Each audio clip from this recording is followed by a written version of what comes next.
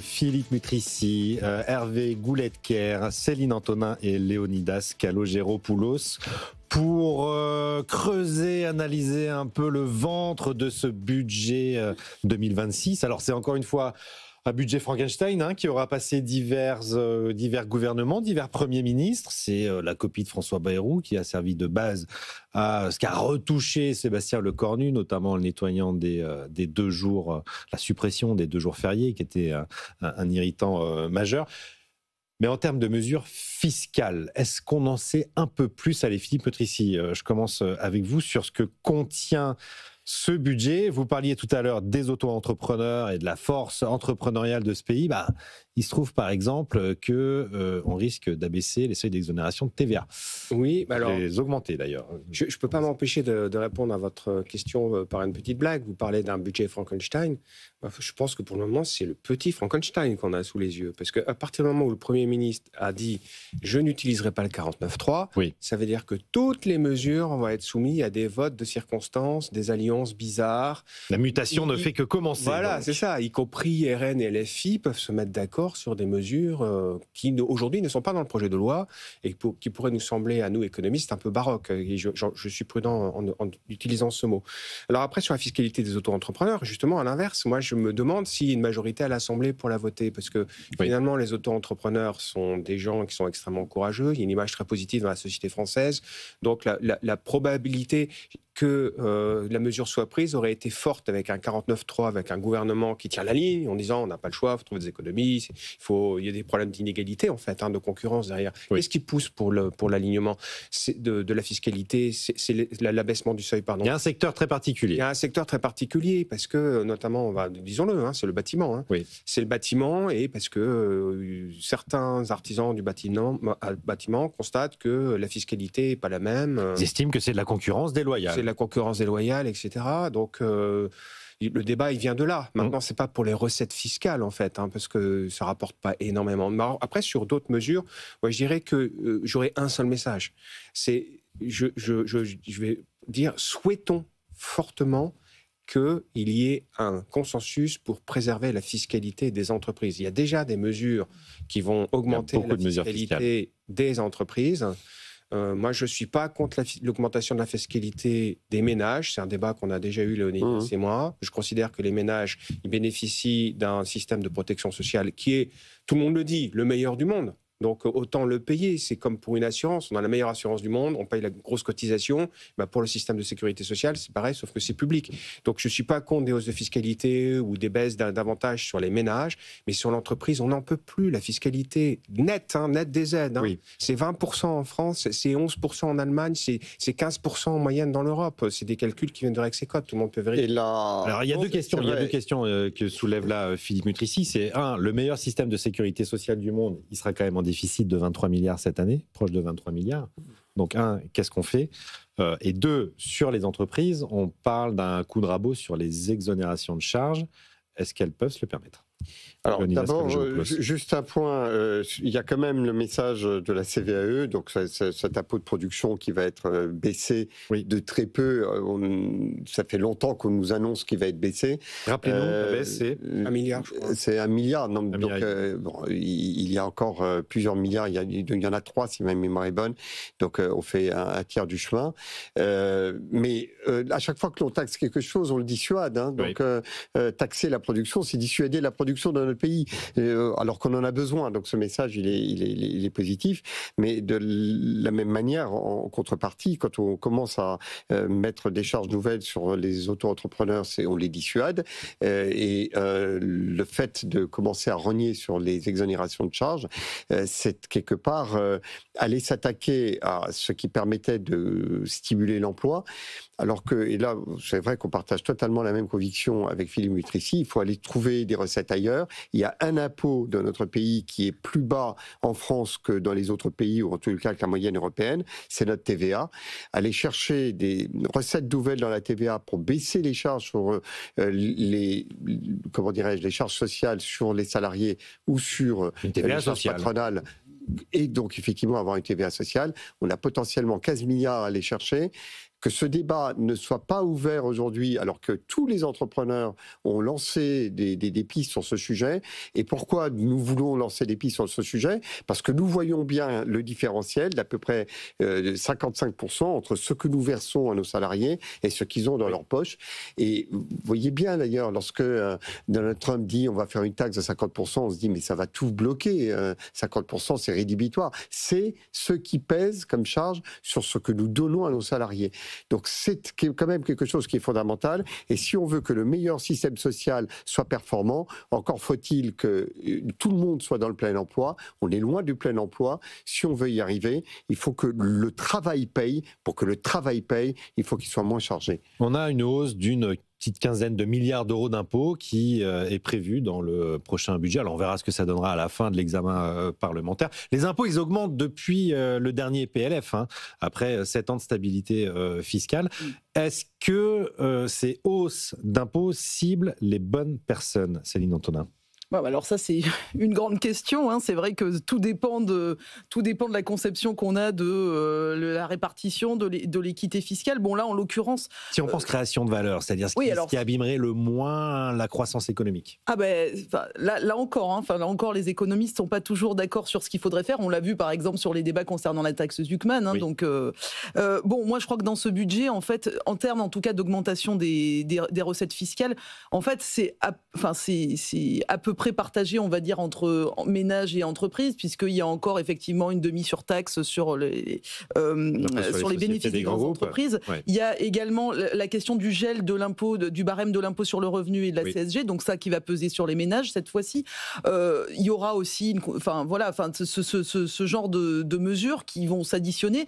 Pour reprendre ce que vous disiez sur la sécurité sociale et sur les 23 milliards, on est effectivement encore à un niveau un peu vertigineux. Donc c'est essentiellement l'assurance maladie. Donc vous demandiez comment faire, je pense qu'il faut faire certaines économies sur l'assurance maladie et par ailleurs il faut mettre en place, ne pas supprimer, détricoter la réforme des retraites. Ça me paraît en tout cas une nécessité. Mais c'est vrai que sur ce qu'on voit, ce qui me gêne un peu, c'est qu'on est encore, il y a un certain nombre de niches fiscales qui vont être rabotées. Oui. On est encore un peu sur cette politique du rabot qu'avait tant dénoncé la Cour des comptes, etc.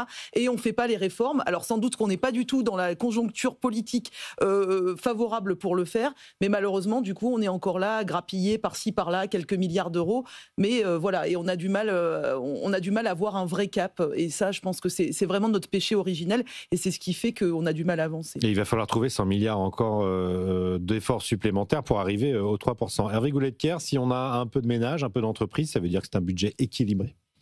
Non mais, ça ne sera pas un budget équilibré, d'abord parce que politiquement, s'il n'y a pas de 49.3, on aura une foire d'empoigne à l'Assemblée nationale. Donc en fait, on va avoir le budget qui va continuer son petit bonhomme de chemin au Sénat. On aura une commission mixte et paritaire, et ça sera elle qui décidera, et dans ce cas-là, ça sera sans doute plus proche du budget que l'on a aujourd'hui que des brouhahas qu'on entendra à l'Assemblée nationale. Mais une fois qu'on a dit ça, il y a deux choses à mon avis. Faire un budget annuel, c'est s'amuser dans une certaine mesure. Alors excusez de la violence du terme, mais en fait, puisque on sait que le chemin qui nous amènera à la stabilité de notre dette publique rapportée au produit intérieur, ça va s'étaler sur de longues années. En fait, il faudra avoir la vision à 5 ans, à 7 ans, et se dire, dans le contexte actuel, la première année, je fais combien je garde pour la suite. Si on ne fait pas ça, d'une façon ou d'une autre, il n'y aura pas de pilotage. Ça sera un peu à la petite semaine. C'est courteux. Ce n'est pas sérieux. Et l'autre point, c'est que, en fait, il faut quand même... On est parti d'une réalité où on a beaucoup de prélèvements, encore plus de dépenses. On voit quand même bien que les questions qu'on a à se poser, il va falloir baisser les dépenses, il y a des arbitrages à faire. Quels sont les bons arbitrages à faire côté dépenses? Et pour les recettes, c'est exactement pareil, quoi. Si on doit... à mon avis, il ne faudrait pas toucher aux recettes. Par contre, à l'intérieur, il y a des arbitrages. On peut augmenter plus ceci, baisser ici. Donc moi, j'ai l'impression que la façon dont on le présente au travers des fuites que l'on a aujourd'hui, moi, je n'ai pas l'impression que ça soit de la bonne rationalité pour prendre le sujet. Philippe Mutrici. Je dirais qu'il y a deux façons de voir le sujet. Il y a une façon que je qualifierais de raisonnable, un peu technocratique d'ailleurs, mais dans le sens positif du terme, qui consiste à se dire... C'est pas interdit, pas forcément un gros mot. Il y a un bon sens dans le mot technocratique. Il y a un bon sens, et on est technicien des finances publiques, il y en a autour de la table, il y en a aussi des très bons à Bercy et ailleurs, au Parlement aussi d'ailleurs.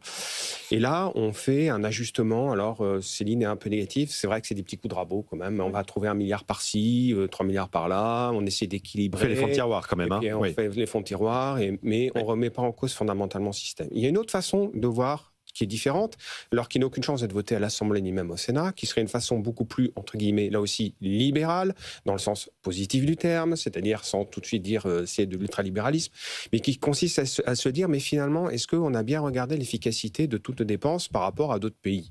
Déjà, sur le taux de prélèvement obligatoire, on sait qu'on est en tête en Europe. On doit avoir que, je ne sais plus, il y a un pays nordique qui est devant nous, sinon on est deuxième. Il y a le Danemark, on est à touche avec le Danemark, mais régulièrement, on est champion du monde. Considérons qu'on est au maximum, qu'à un certain moment, si on va plus loin, on va perdre en termes d'incitation à la création de richesse, et je ne reviens pas sur la taxe Zuckman, évidemment, mais qui est anecdotique dans ce débat. Mais on a aussi le sujet des dépenses publiques. Et là, sur le sujet des dépenses publiques, pareil, avec 57% du PIB, on est en tête de l'OCDE et donc de l'Europe, etc. Est-ce qu'on a un pays qui est mieux administré? Pas forcément. Donc du coup, est-ce qu'on n'a pas intérêt à aller chercher du côté de certains penseurs libéraux et de se dire, mais voilà, le retraite, je ne veux pas relancer le débat, mais la capitalisation, on n'y est toujours pas. Des pays qui y sont passés il y a 20 ans sont très heureux. Oui. Les surcouches administratives, la bureaucratie, il y en a beaucoup en France. Est-ce que les 4 niveaux de collectivité sont nécessaires? Parce qu'en fait, on a 4 niveaux de collectivité, mais aucune n'est véritablement indépendante et satisfaite. Donc, est-ce qu'on ne serait pas mieux à 3? Voilà, tout ce genre de questions, le fonctionnement des hôpitaux, la sécurité sociale. Voilà, on a probablement, je termine juste sur la remise à zéro de chaque budget. On pourrait se dire que pour chaque mission de l'État, on repart vraiment de la page blanche, comme la LOLF le disait d'ailleurs quand elle était adoptée. Normalement, on rebase tous les crédits à zéro. La loi organique sur les lois de finances. On sait qu'on a des recettes en face qui sont limitées, et ensuite chaque administration s'organise comme une entreprise le ferait d'ailleurs. Quand une entreprise est sous contrainte budgétaire, dans un service d'une entreprise qui est sous contrainte budgétaire, elle ajuste ses dépenses en fonction du budget qui lui est alloué. Question de l'autonomie qui revient régulièrement dans cette émission, effectivement. Mais je souscris à l'approche de Philippe, mais probablement le contexte politique ne s'y prête pas. C'est une question de présidentielle, en fait. Mais absolument. Oui, mais on poser un programme. Mais on peut quand même se servir de ces idées pour essayer de bouger certains curseurs et se sortir des petites mesures de détail. Oui. Peut-être, mais en tout cas, il y a peut-être un élément qu'on pourrait rajouter, qui est d'essayer de voir l'impact budgétaire de sujets qui ne sont pas budgétaires. Il y a 300 à 400 000 emplois qui ne sont pas pourvus dans le pays.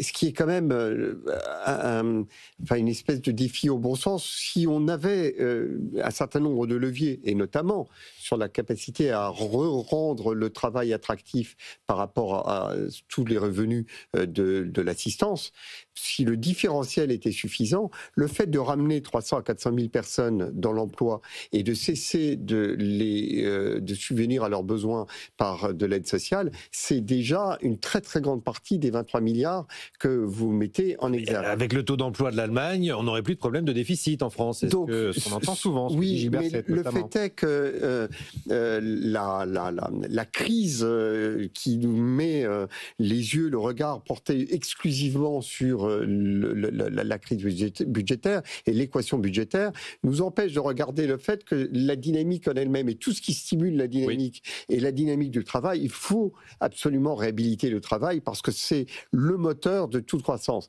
Après, la dynamique entrepreneuriale, l'esprit d'entreprendre, ça vient également ensuite, mais que l'on ait à ce point découragé le travail pour qu'il y ait 300 à 400 000 emplois non pourvus, c'est probablement un élément, s'il était corrigé, qui répondrait en grande partie à notre équation budgétaire. On en revient encore et toujours à créer de la croissance. Créer de la croissance et créer de la richesse avant de la répartir. Le projet. Il faut qu'on avance parce que la France est